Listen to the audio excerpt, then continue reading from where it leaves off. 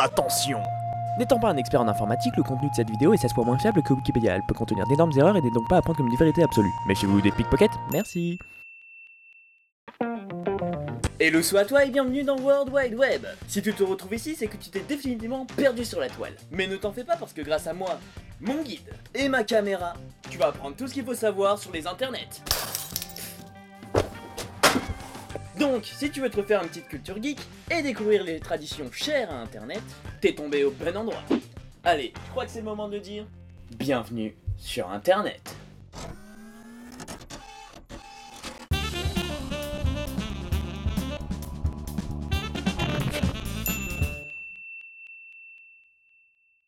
Je pense que pour une première vidéo, le mieux serait de te parler d'internet d'une manière un peu technique. Comme ça tu possèdes une base du truc et tu te fais une idée de comment ça marche. En fait, je suppose que la plupart d'entre vous disposent d'une connexion internet. Ou alors de super pouvoirs. Quand on te pose la question, qu'est-ce que internet, tu penserais quoi toi ?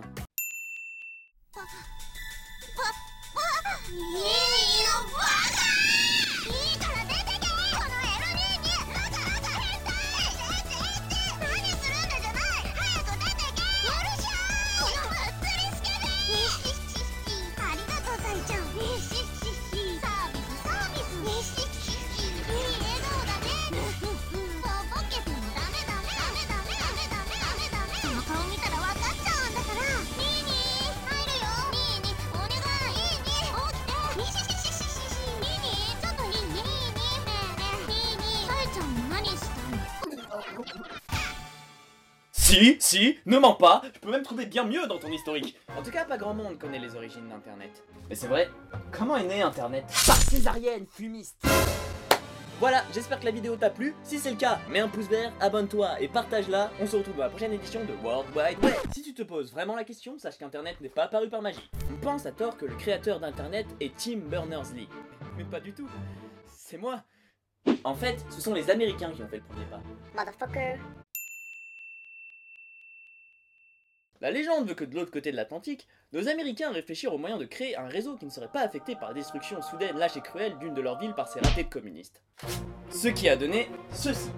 ARPANET. C'est vrai que l'art ne l'a jamais été. En fait, on a envisagé déjà de faire communiquer plusieurs ordinateurs entre eux, mais tout ça restait majoritairement local. Le problème était de connecter plusieurs réseaux différents, pour en créer un seul. En 1969, ARPA, une agence de la défense américaine, mit en place un réseau entre 4 universités. Si l'information ne pouvait plus passer par là, il pouvait très bien faire le détour par ici. N'empêche, avouons-le, 4 c'est pas énorme, hein. Heureusement que ça a évolué depuis, parce que sinon...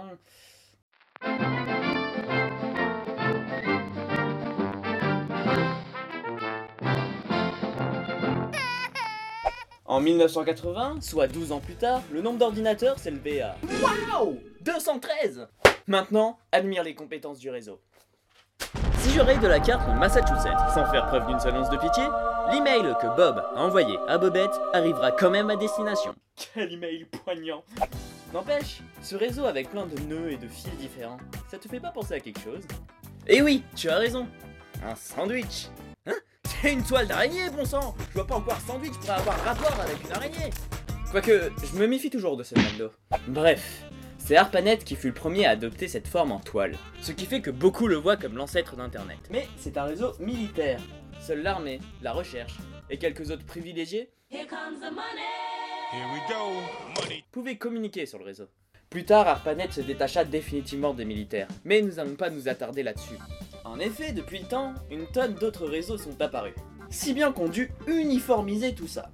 Pour outrepasser toutes ces différences techniques qui existent entre les réseaux, on a décidé de créer un protocole commun, le TCP/IP. Wow. Peut-être que pour toi, je parle chinois. Désolé de te décevoir, mais je ne sais parler que le français, le latin et le C++. Essaye de voir le protocole comme un langage. Techniquement parlant, les ordinateurs ne s'échangent qu'une série de 0 et de 1. Donc, s'il n'y a pas de programme derrière pour lui dire à quoi ça correspond, bah il saura pas comprendre. C'est comme apprendre une langue. Bien que tu entendes les sons que dit ton interlocuteur, bah si tu sais pas parler le cerveau malien, t'es bien foutu mon ami. Ainsi, en partageant le même langage et la même méthode de communication, on crée un même réseau unique. Un réseau pour les gouverner tous. Le réseau des réseaux. L'inter-réseau. L'inter-network. L'Internet. Tu viens d'assister à la naissance la plus badass du siècle. Alors oui, ce qui caractérise Internet, ce n'est ni ses hôtes, ni ses serveurs, mais bien son protocole TCP/IP. Par exemple, c'est ce protocole qui transmet ces informations en utilisant l'adresse IP. Et si tout ça te dit toujours rien, un petit courant mal foutu te ferait pas de mal. L'IP, c'est la contraction d'Internet Protocol. Si je dois vous le traduire, allez vous frapper avec un bécherel. Le protocole Internet, c'est ce qui permet d'envoyer des informations de l'ordinateur A à un ordinateur 42. Quoi? L'IP, c'est une suite de paquets qui sont eux-mêmes une suite de nombres. Qui sont eux-mêmes une suite de 0 et de 1. Mais bon, vous y trouvez l'adresse de l'expéditeur, l'adresse du destinataire et l'information à transmettre. Et oui, même quand je parle d'adresse, c'est bien une suite de nombres. C'est ça qu'on appelle l'adresse IP, et que chaque machine connectée à Internet possède. Alors celui qui te le donne, c'est ton fournisseur d'accès à Internet. Free, Orange, Neuf, Numéricable, McDonald's, toute la clique. Elle peut être permanente, on garde la même quoi qu'il arrive, ou elle peut se renouveler à chaque fois que tu te connectes. Alors il y a deux types d'adresses IP. IPv4 et plus récemment IPv6. L'IPv4 est une suite de 4 nombres compris entre 0 et 255. Il y a une explication en fait que ça s'arrête à 255, mais sérieux, je suis pas assez payé pour ces conneries. C'est la version la plus courante et la plus utilisée d'Internet. Seulement, avec le nombre de plus en plus grand de geeks, de nerds et d'autres puceaux associés à l'ayant peuplé Internet, il y a de moins en moins d'adresses IPv4 libres. L'IPv6 est arrivé pour prendre la relève. Techniquement, ça ressemble un peu à ça.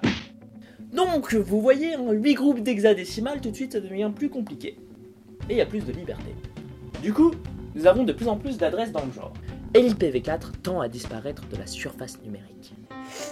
C'est triste, je sais. Mais enfin, il reste toujours un problème. Toujours des problèmes. L'adresse IP vous permet de trouver l'ordinateur du destinataire. Mais après, il faut bien que cet ordi sache si ces données sont destinées à Firefox, à Skype ou à Counter-Strike. Et pour ça, nous allons utiliser ce qu'on appelle des ports. J'ai dit des ports. En attribuant des numéros de port, les données savent immédiatement où ils doivent aller. Voyez ça comme la poste.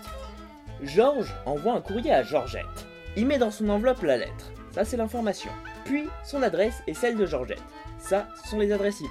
Et son numéro d'appartement. Ça, c'est le port.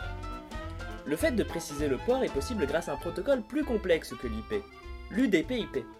Mais j'avais évoqué plus tôt, si tu t'en souviens, escroc, un protocole encore plus complet, le TCP/IP. Ce qui le rend 50 fois plus épique, c'est qu'il est capable de vérifier que le destinataire est prêt à recevoir les données, de réduire les gros paquets de données en paquets plus petits pour que IP les accepte, de numéroter les paquets et à la réception de vérifier qu'ils sont bien tous arrivés, de redemander les paquets manquants et de les réassembler avant de les donner au logiciel. Et cerise sur le gâteau, des accusés de réception sont envoyés pour prévenir l'expéditeur que les données sont bien arrivées.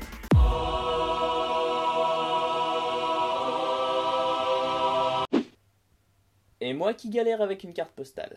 Bref, sachez qu'il existe un nombre incroyable de protocoles utilisant Internet pour le chat, la messagerie, le web, le stockage en ligne et tout. Mais ils sont tous dépendants du protocole TCP/IP. Et Internet, c'est ça, c'est le protocole TCP/IP. C'est la possibilité de communiquer avec presque n'importe quel ordinateur du monde. C'est un réseau, rien de plus, mais qui englobe tous les autres. Et quand vous mettez un tel outil dans les mains des hommes, et bien parfois ça vous fait de belles surprises. Et c'est pour ça que je suis là. Allez, rendez-vous dans la prochaine édition de World Wide Web, le guide de l'internet. La prochaine vidéo sera sur les sandwichs. Au revoir.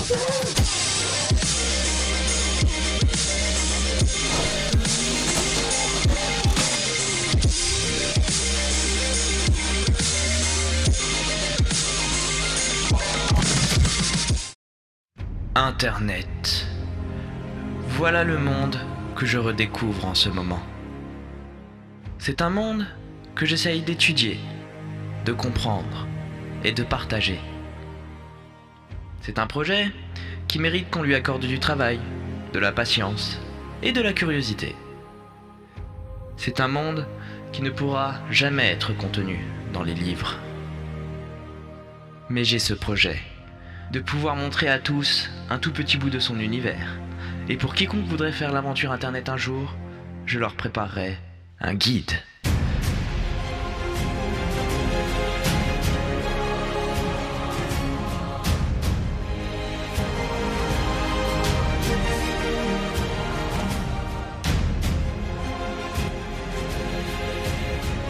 Mais tu sais, toi qui lis ce guide, si toi aussi tu veux découvrir Internet avec moi, alors sache une chose, il y aura bien des secrets qui me sera difficile de te dévoiler.